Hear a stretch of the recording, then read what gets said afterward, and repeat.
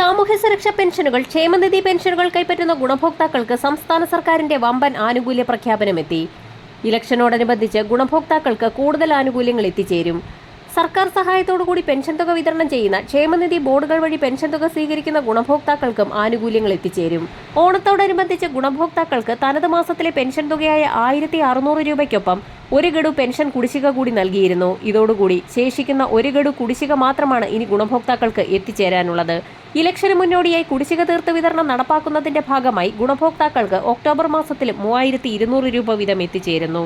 2025 September മാസം 10-ന് മുന്നോടിയായി mustering പൂർത്തിയാക്കിയിട്ടുള്ള ഗുണഭോക്താക്കൾ ഇതോടൊപ്പം തന്നെ സംസ്ഥാന സർക്കാർ പ്രഖ്യാപിച്ചിട്ടുണ്ടായിരുന്ന നിർബന്ധിത സർട്ടിഫിക്കറ്റുകൾ സമർപ്പിച്ചിട്ടുള്ള ഗുണഭോക്താക്കൾ, ക്ഷേമനിധി ബോർഡുകൾ വഴി വിവിധ സ്കീമുകളിൽ ഉൾപ്പെട്ട് പെൻഷൻ തുക സ്വീകരിക്കുന്ന ആളുകളിൽ ലൈഫ് സർട്ടിഫിക്കറ്റുകൾ സമർപ്പിച്ചിട്ടുള്ള ഗുണഭോക്താക്കൾ എന്നിവർക്ക് തനത് മാസത്തിലെ പെൻഷൻ തുകയ്ക്ക് പുറമെ കുടിശ്ശിക തുകയ്ക്കും വർദ്ധിപ്പിച്ച പെൻഷൻ തുകയ്ക്കും അർഹതയുണ്ടായിരിക്കും.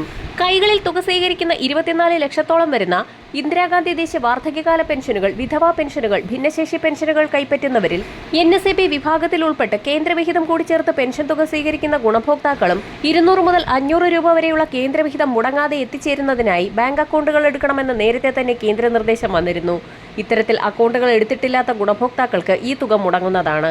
പുതിയതായി പെൻഷൻ അപേക്ഷ വെച്ച് പെൻഷൻ പാസ്സായി കിട്ടിയിട്ടുള്ള ഗുണഭോക്താക്കൾക്കും വർദ്ധിപ്പിച്ച ആനുകൂല്യങ്ങൾ അടക്കം എത്തിച്ചേരും. ഈ മാസത്തോടുകൂടി ഗുണഭോക്താക്കൾക്ക് കുടിശ്ശിക തീർത്ത് വിതരണം പൂർത്തിയാകുന്ന സാഹചര്യത്തിലാണ് വീണ്ടും സന്തോഷ വാർത്ത എത്തിയിരിക്കുന്നത്. ക്ഷേമ പെൻഷൻ തുകയിൽ വൻ വർധനവ് വരുത്താനാണ് സർക്കാർ നീക്കം.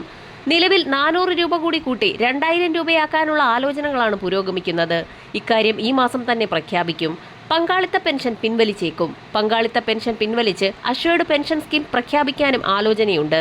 സ്കീമിന്റെ വിശദാംശങ്ങൾ തയ്യാറാക്കി തന്നെ അവതരിപ്പിക്കുമെന്ന് ധനവകുപ്പ് വ്യക്തമാക്കി. ക്ഷേമ പെൻഷൻ തുകയിൽ വർധനവ് വരുത്തുമ്പോൾ കർശനമായ പരിശോധനകൾ കൂടിയാണ് സംസ്ഥാന സർക്കാരിന്റെ ഭാഗത്തു നിന്നും ആരംഭിക്കാൻ പോകുന്നത്.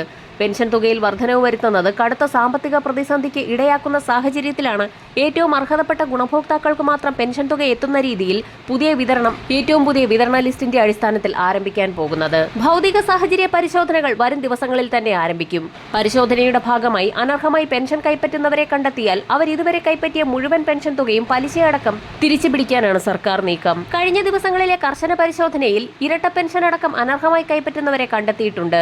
വരും ദിവസങ്ങളിൽ കൂടുതൽ മാനദണ്ഡങ്ങൾ പ്രഖ്യാപിച്ചേക്കും. നിലവിൽ സംസ്ഥാനത്ത് ഒക്ടോബർ മാസത്തിലെ പെൻഷൻ തുക വിതരണം സജീവമായ സാഹചര്യത്തിൽ പെൻഷൻ തുക ഇതുവരെയും എത്തിച്ചേർന്നിട്ടില്ലാത്ത ഗുണഭോക്താക്കൾക്ക് ഇന്നു മുതൽ അക്കൗണ്ടുകളിലേക്കും കൈകളിലേക്കും എത്തിച്ചേരും.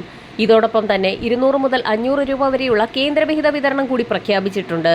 കേന്ദ്രവിഹിതം കൈപ്പറ്റുന്ന 7 ലക്ഷത്തോളം വരുന്ന NSAP പെൻഷൻ ഗുണഭോക്താക്കളുടെ ആധാരധിഷ്ഠിത ബാങ്ക് അക്കൗണ്ടുകളിലേക്ക് കേന്ദ്രവിഹിതം ഇന്നു മുതൽ എത്തിച്ചേരും. ക്ഷേമനിധി ബോർഡുകൾ വഴി പെൻഷൻ തുക സ്വീകരിക്കുന്ന ഗുണഭോക്താക്കളിൽ ഒട്ടുമിക്ക ആളുകൾക്കും 1600 രൂപ വീതം ഇനിയും എത്തിച്ചേരാനുണ്ട്. ഇവർക്ക് ഇന്ന് രാവിലെ മുതൽ തന്നെ തുക എത്തിച്ചേർന്ന് തുടങ്ങും. വരും ദിവസങ്ങളിലെ പെൻഷൻ അറിയിപ്പുകൾക്കായി ചാനൽ സബ്സ്ക്രൈബ് ചെയ്യാൻ മറക്കാതിരിക്കുക.